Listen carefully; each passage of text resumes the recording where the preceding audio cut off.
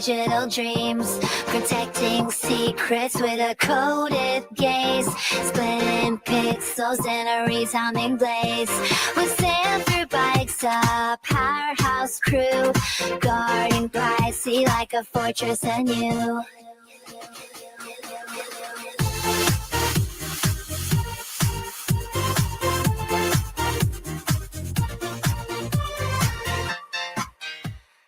Zooming through the cyberspace space. Shield up, hackers can't get a trace. Surfing waves on the secure. I can't break me, I'm fortified. Inside, I'm the browser of the future now. Secure in the world's data file.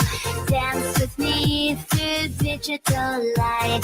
In this realm, I'm the web's tonight. Through firewalls and encrypted lanes, guarding secrets like digital chains. Vaults of info safe with my embrace. In this cyber realm, I found my place. I'm the browser of the future now, writing out the rhythm strong and proud. Dance with me through digital night. In this realm, I'm the web's light. With every click we beat the storm, a digital world where we keep form. Beyond the hackers' looming glare, we fly high on encrypted air. No fears of breaches with each scroll. Firewall strong, we're in control. Navigating through this coded sea in this safe haven.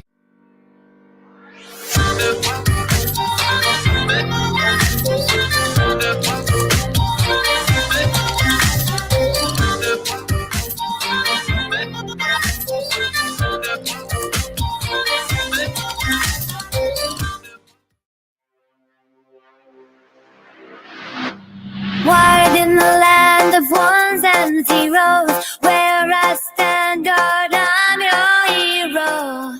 Navigating the complex sea, digital world, it's you and me.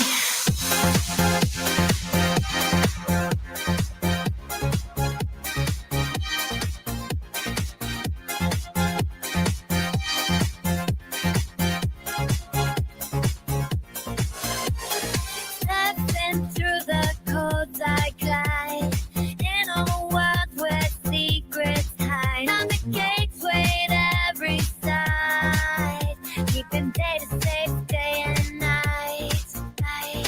I'm the sentinel, strong and true. Hackers can't break through. I'm the shield keeping you whole. In the cyber party I control. Through the firewalls I'm alive, dodging threats with every bite. Built to protect with layers deep. In this web life I keep. I'm the sentinel, strong and true. Navigating safely through. With my guard up, you'll stay free. In the cyber, you feel trust in me. With every click, I guide you right through the maze under electric light.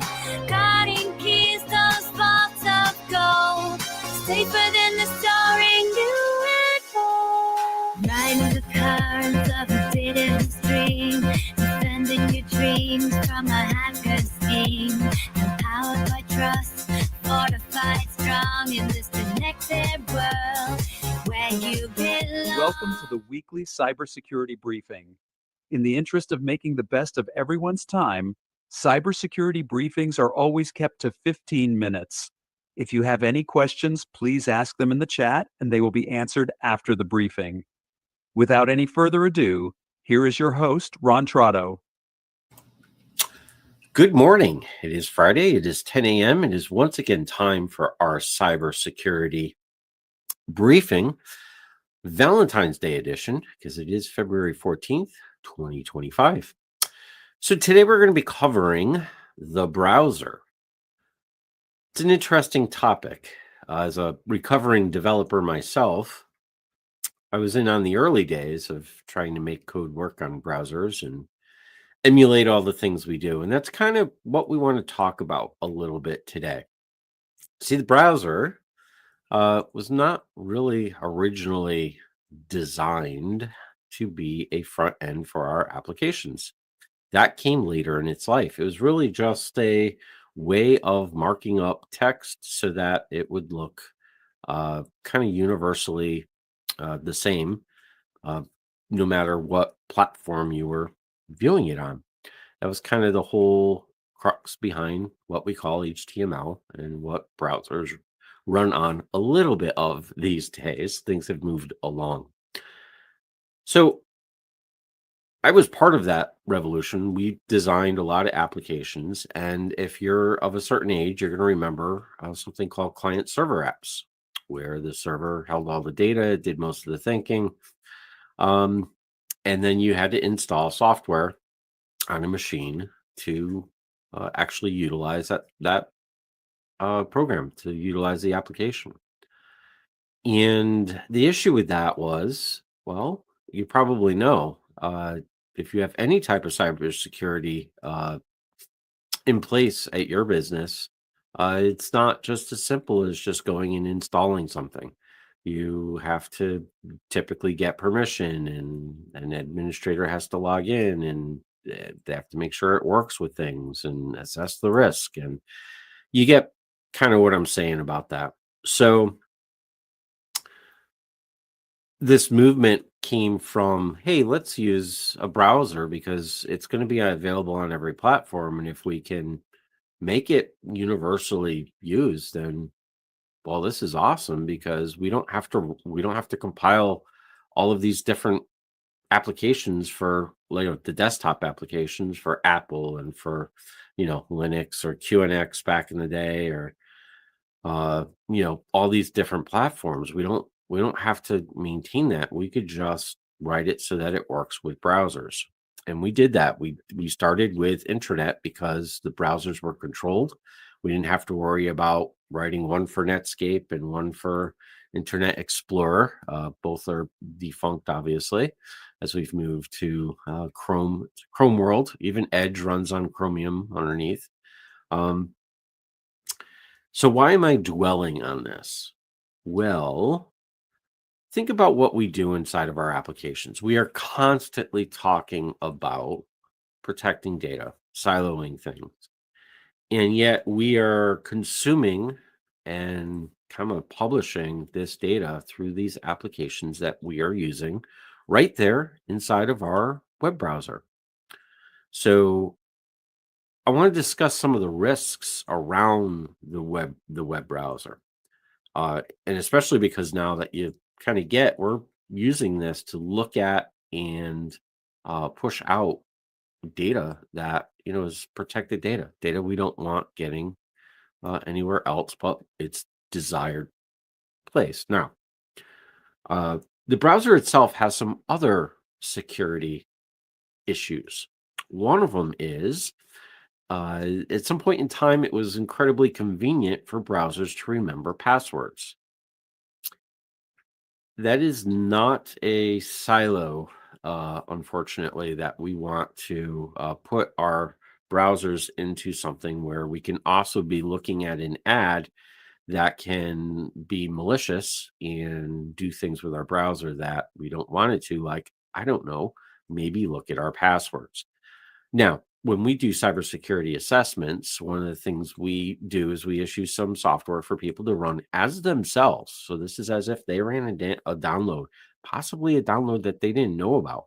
We do it so that they do know about it, but maybe it was just something that kind of launched outside the browser. And if it's allowed to run, guess what we get back? We get back all of your passwords. Now, it redacts the passwords. We don't actually pull the data. We pull the redacted version, so we don't have any responsibility for that. But the point is, don't think that the the password managers are safe inside the browsers. Those should be in actually a desktop app, something that's siloed. Why? Because if you're running most types of modern antivirus or anti-malware software, which is a little bit different. We'll talk about that in another episode, but a little bit different. If you're running any of that software, it's going to see that the browser is trying to call out to something it has no business calling out to. Which also brings us to the password managers that are plugins into your browser. Now, is that safer than storing in your browser? Yes, it is safer than storing in your browser. But are they infallible? No, absolutely not. And there have been attempts to actually get people's passwords through some browser 0-day type vulnerabilities. These are vulnerabilities in the browser that there was no patching for yet because not necessarily anyone knew about it outside of the bad guys. So, but that's what we call a mitigated risk. You accept some level of risk and you say, that is my mitigation strategy. It's in this separate thing, and the likelihood's low enough that I feel comfortable using the convenience of it over having a little bit more risk exposure on it. The browser itself is a risk issue that we mitigate by saying, yes, it's acceptable risk to us every day, just because we are, again, sharing all of these things in a common interface, which means that if we can somehow gain access to this interface at a level where I can see things across everything that I'm doing, then guess what? I can actually kind of scrape everyone's data and send it right out through. And because it's all happening inside the browser, most of the antivirus, anti-malware security software platforms don't really have a visibility into that. And really don't think that it's odd that something inside the browser is talking to something inside the browser, because that's kind of by design how things work. And the scenario I'm really talking about here is your extensions, your plugins.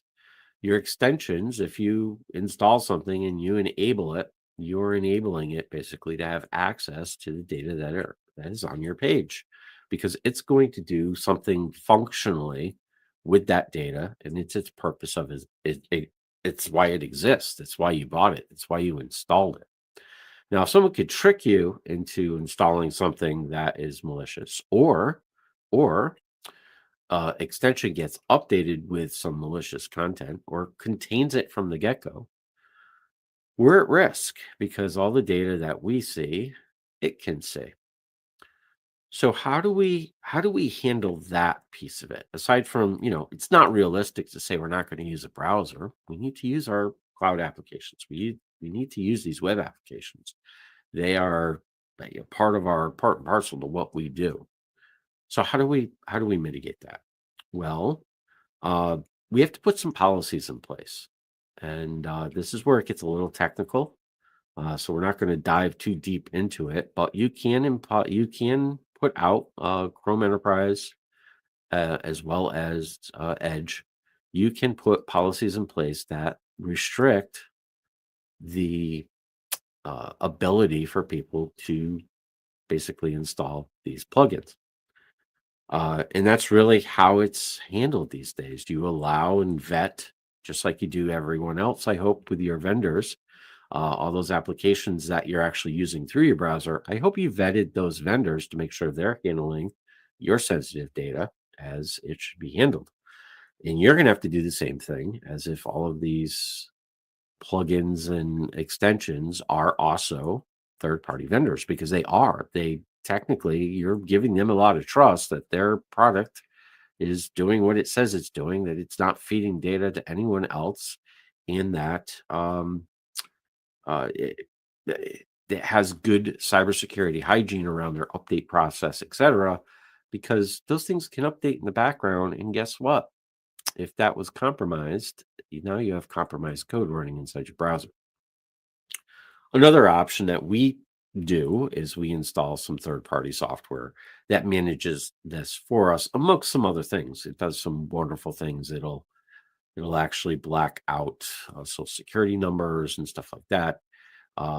Puts little watermarks on pages so that if there ever was a breach, you would know where the breach, whose browser, whose machine it came from, so that it can be dealt with. Um, and those are, that's really kind of the crux. The real big part of the risk of the browser is somehow giving up that data that you're looking at, that privileged information that you're looking at. And there is one other uh, kind of behavior of a browser that I'm particularly don't like. I saw that Edge has been addressing this. I'm sure Chrome is addressing it as well. And that is notifications. And here's the problem with notifications, folks. Uh, you get a little prompt that prompts up. Most of us don't read it. You hit OK. You just allowed notifications. All of a sudden, and if this has happened to you, you know exactly what I'm talking about. You're getting pop-ups telling you that your semantic has expired, that Norton antivirus is inactive, that your computer is infected. You need to call this number. You may even see the full screen version where it has no window controls in it, so it just looks like it's a full screen message. It says call this 800 number because your machine's infected. Guess what? Yeah, Microsoft doesn't care at that level. Thank God. They're not going to be telling you to call in so that they could fix your machine. This is all a scam, and it's typically done through notifications. And then there's one other thing, as I have a few more minutes left, and this is getting a little more into the woods. Oh, notifications.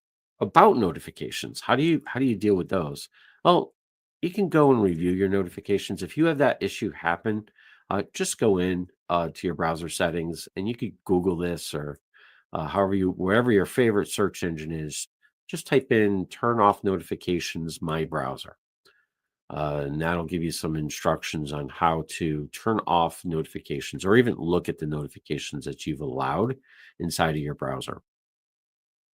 And also do not freak out if you ever get that call 800. Just turn off your browser. Just worst case scenario, turn off your screen, because sometimes they do block the keys in a way that you can't get back to Windows.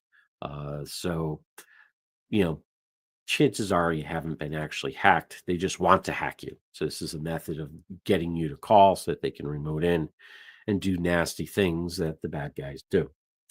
One other thing, we have a lot of advanced features inside the browser are trying to protect us, and they are trying. This is not, a scam on their part or anything. But one of the things that Chrome has introduced is some like internal DNS lookup. Now, what's DNS? DNS is what the internet runs on. DNS is what converts human talk into machine talk. So if you type in google.com into a DNS lookup tool, it's going to return four numbers from 0 to 255. If it's IPv4, IPv6 is different. We won't go into the tech on that, but it's essentially returning the address that it needs to go. Once traffic comes out of your computer, it needs somewhere to go. It needs to know what that address is. It doesn't know what google.com is. It doesn't know what yourdomain.com is. It needs those four numbers or a very long stretch of numbers, depending on which IP lookup it's doing. It's just technical stuff for how addresses work on the internet. And it needs to route that request to the proper place, and then it routes it back to, guess what? Whatever your IP is, that, your ISP, your cable modem, your whatever, that's how it gets back to you. The problem with this is if you have tools installed that are doing DNS lookups to prevent traffic to certain IP addresses or geographical regions, this service can actually usurp protections in place. So keep that in mind. If you've installed your own firewall or you have a managed firewall, keep in mind that your firewall protections can be usurped by some of these services. Again, this is controllable by policy. and it does get a little bit to the weeds, but it's just a risk I want to throw out there just in case you think your firewall is protecting your browsing history.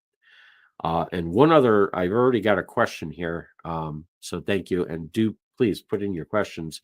The question I'm going to address is, which browser is the best browser? It's the browser that works for you. Now, I have to put a little asterisk on that and say the browser that works for you, asterisk, that your IT department is approving of. Recently, we have been trying to mass exodus Firefox from many of our environments just because we can't get the visibility that we need into Firefox. And until we can, it's going to be a risk. Brave. I hear a lot about Brave. Brave is great. Put it on your home machine. It anonymizes your browsing a bit. It handles the cookies and all that stuff internally brilliantly. But understand that not all websites are going to work with it, particularly banking sites. A lot of banking sites have issues with browsers like Brave because they are doing things on their back end, some security procedures that Brave's not going to support. So just keep that in mind. Chrome and Edge are great products. Please don't use Internet Explorer. If you're still doing that, please upgrade your machine. It is time. You have till October to replace your Windows 10 machine. Please do that, as soon as possible before tariffs really hit. If that goes down that path, we're all going to get a increase on the computers. So keep that in mind. Let me see if we have any other questions.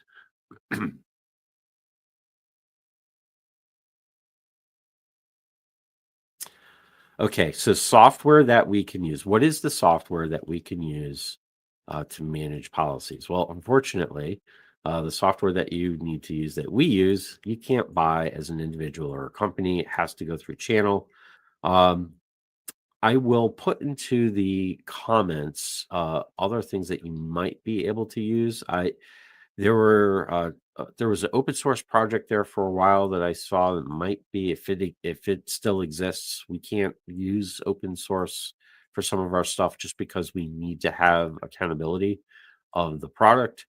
And in open source, there's no accountability. So we have to be very careful on how we use open source. But I did see that there was an open source for that. And if it exists, I will put it into the comments later on this afternoon. But I don't know of any off the cuff. Best thing to do is just look up policies for Chrome if you want to go down that path, or you could give us or your IT provider a call to set that up for you, or even to make sure that it's in place. And these are things, once again, folks, if you have IT providers, it's fantastic. Make sure you have security conversations with them on the regular. If you ever feel that you're not, let's get an audit done. Let's make sure that things are in place that you need, because it's getting worse every day. We've had some ransom and stuff that has gone down, but the attacks have gone up. But when I say ransom, I say the ransom payments last year were less than they were the year before, but it's not due to the amount of attacks. Unfortunately, it's also, we're seeing a shift as well, as the people who paid are the smaller, but it's shifting into smaller businesses because many of the larger companies just aren't paying the ransom or extortion anymore. So there is that. All right. And I don't see any more questions. And we're at about out of time. So have a wonderful Valentine's Day. Or if you're watching this later, hope you had a wonderful Valentine's Day. We will see you next week, Friday, 10 a.m. Have a great week. Stay safe. Stay online. We'll see you then.